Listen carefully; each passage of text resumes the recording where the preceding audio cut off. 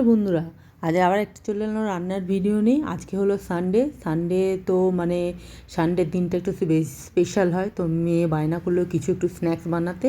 তো আমি কি করব, আমার ঘরে যা সবজি ছিল সবগুলোকে কুচি কুচি করেছি, মানে সবগুলোকে গ্রেড করে নিয়েছি। ফুলকপি, গাজর, বিনস ছিল না, ক্যাপসিকাম, তারপর পেঁয়াজ কুচি, লঙ্কা কুচি সবগুলোকে ভালো করে গ্রেড করে নিয়েছি। অ্যাকচুয়ালি এগুলো কুচি কুচি করে গেলো তো গ্রেড করে নিয়েছি মিক্সিতে, যেহেতু মিক্সি আমার কাছে নেই ওই জন্য এটা করেছি। আর আরেকটা কাজ করেছি, আমি বিটটাকে সেদ্ধ করে নিয়েছি, কেক করে এটাকে গ্রেড করে নিয়েছি। সঙ্গে দিয়েছি একটুখানি আলু সেদ্ধ, তার সাথে সমস্ত রকম মশলা দিয়ে একটা এরকম ডো বানিয়ে নিয়েছি। ভালো করে এটা প্লেটে ভালো করে পেতে দিলাম।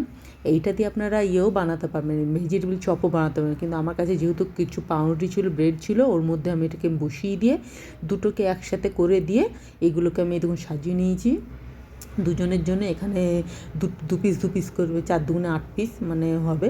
আর এটা কড়াইয়ের মধ্যে অল্প তেল দিয়েছি। এটা তেলটা আপনার চাইবে ব্রাশ করে নিতে, যেহেতু আমার কড়াইয়ে তেল একটু অবশিষ্ট ছিল ওই জন্য আমি এটা এর মধ্যে তেলে ভেজেছি। ওর মধ্যে আপনারা তেলটাকে ব্রাশ করে নেবেন, ব্রাশ দিয়ে একটু ইয়ে করে নিই। এই যে হয়ে গেল আমার রেডি।